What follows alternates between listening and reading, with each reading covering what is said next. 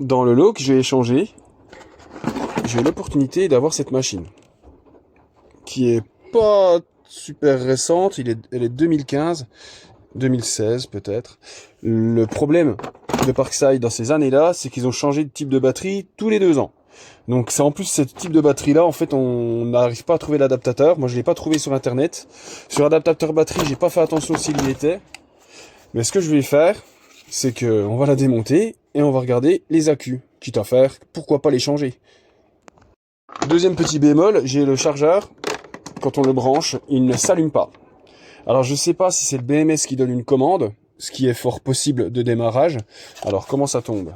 Alors pour les bornes, ouais, c'est fort possible. Je sais pas, est-ce que ça doit s'allumer rouge quand on le branche? Je sais pas. J'ai regardé l'arrivée de courant, ça arrive bien à 240, ça passe les condensateurs.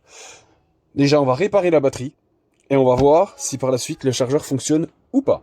Déjà si on la répare, celle-là c'est une pépite parce qu'elles sont introuvables. Regardez sa qualité de fabrication déjà à l'intérieur. Donc là, à l'occurrence, c'est toujours à peu près le même type d'accu. Un BMS qui tient la route. Je pense que ces BMS-là sont beaucoup plus qualitatifs que les nouveaux, parce que sur cette visseuse, il n'y a pas de commande de démarrage, ni de commande d'arrêt. Donc ça veut dire que c'est le BMS qui va tout gérer.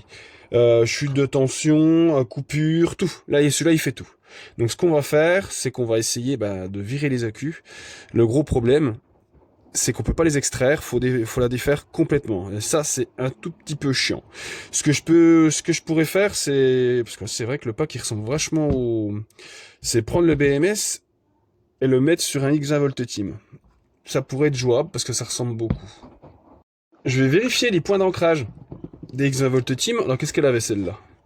Je pense que la tension s'était cassée la gueule. Donc là, on va regarder un petit peu comment c'est au niveau des ancrages. À vue de pif, c'est du pareil au même. Au niveau des points d'ancrage. Alors je vais en prendre une où je suis sûr de mon coup qu'elle soit pas à moitié marave. Donc celle-là, je vais prendre la tension pour voir. Mais il me semble que c'était une que j'avais réparée, que j'avais remonté la tension. On va vérifier ensemble.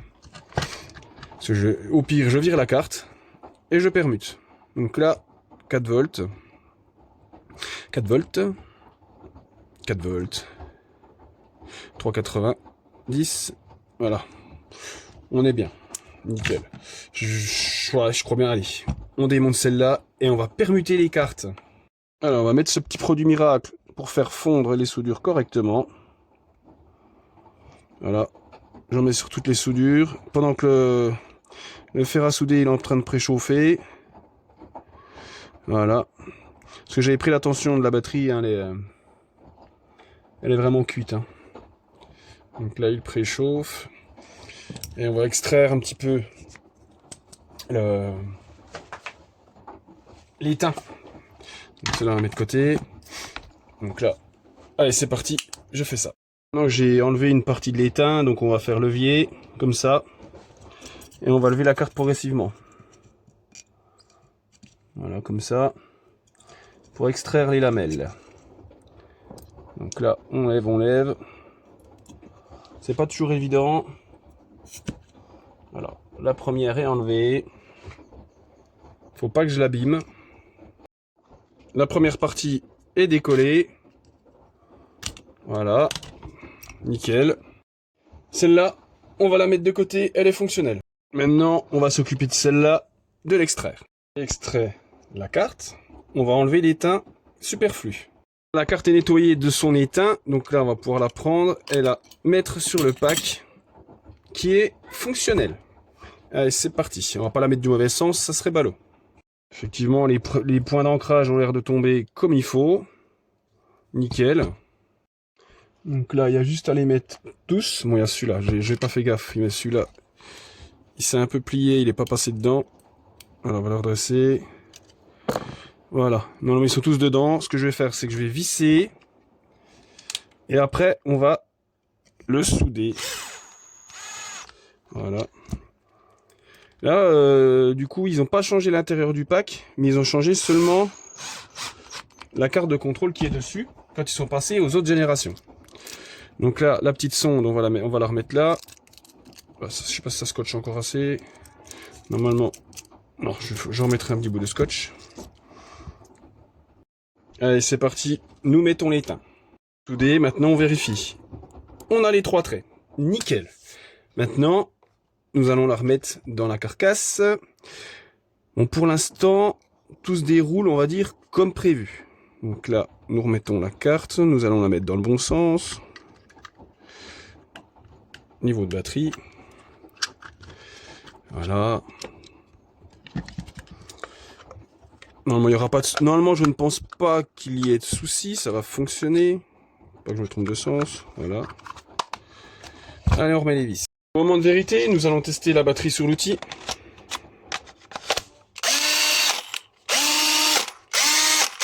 Eh ben, c'est nickel, ça fonctionne. Par contre, dernier test, le chargeur. Comme je vous ai dit, je l'ai ouvert, j'ai vérifié, j'ai rien vu de spécial, mais il n'y a rien qui se passe à l'allumage. Donc ce qu'on va faire, c'est qu'on va le mettre dessus. Et là, je pense que le chargeur, ben, il est cuit. Par contre, je n'ai pas vu d'où venait le problème.